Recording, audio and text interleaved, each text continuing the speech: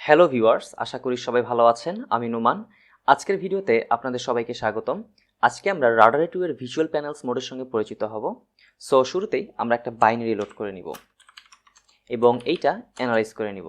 ওকে, visual panel মোডে যাওয়ার জন্য আমরা জাস্ট স্মল ভি লিখব এবং ইন্টার দিয়ে দিব। ওকে, এটি হচ্ছে ভিজুয়াল প্যানেল মোড। ওকে, এইখানে আমরা মাউস ব্যবহার করে কাজ করতে পারবো।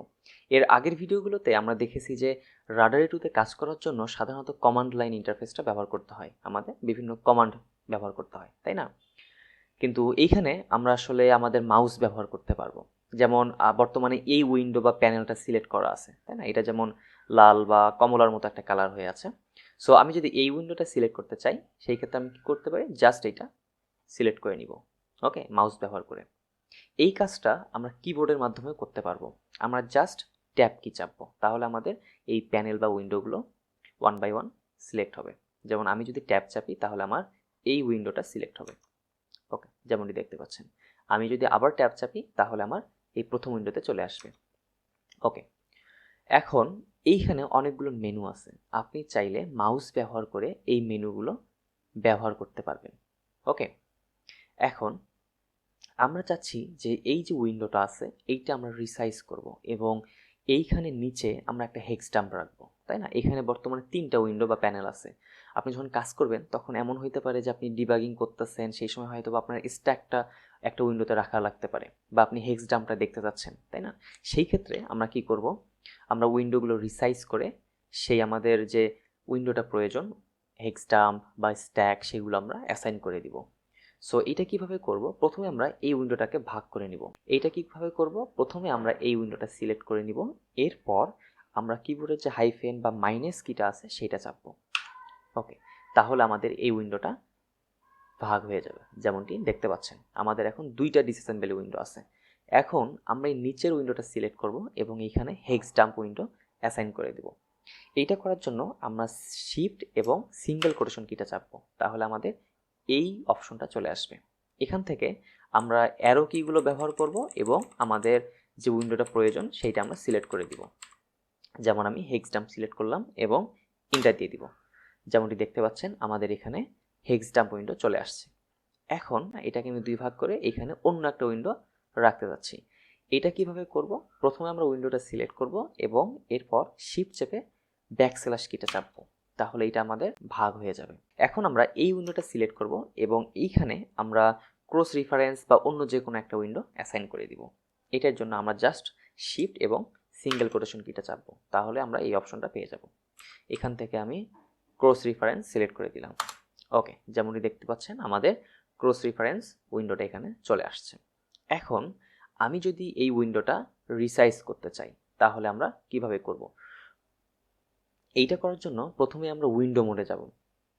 উইন্ডো মোডে যাওয়ার জন্য আমরা জাস্ট ডাব্লিউ কি প্রেস করব এবং উইন্ডো মোডে চলে আসব। এখন আমরা এইচ জে কে এল এই কিগুলো ব্যবহার করে এই উইন্ডোটা রিসাইজ করতে পারবো। সো ধরে নিলাম আমি এই উইন্ডোটা ডান সাইডে একটু বাড়িয়ে দিব, তাই না? এটা কিভাবে করব? আমি জাস্ট শিফট চাপবো এবং এরপর এল চাপবো, তাহলে কি হবে? এটা আমার ডান দিকে একটু বেড়ে যাবে। এখন আমি যদি এই উইন্ডোটা একটু বাম দিকে বাড়িয়ে দিতে চাই তাহলে কি করব? আমি শিফট চেপে এইচ চাপবো, তাহলে দেখবেন এটা বাম দিকে বেড়ে যাবে। সেম আমি যদি এটা উপরে বা নিচে করতে চাই সেই ক্ষেত্রে আমরা শিফট চেপে জে এবং কে কি ব্যবহার করব। এইভাবে আমাদের প্রয়োজন অনুযায়ী আমরা এই উইন্ডোগুলো রিসাইজ করে নিতে পারবো। এখন এই উইন্ডো মোড থেকে আপনি কিভাবে বের হবেন? এটা করার জন্য আমাদের কিবোর্ডে জাস্ট কিউ চাপতে হবে। আমাদের কিউ কি চাপলে আমরা উইন্ডো মোড থেকে বের হয়ে আসব।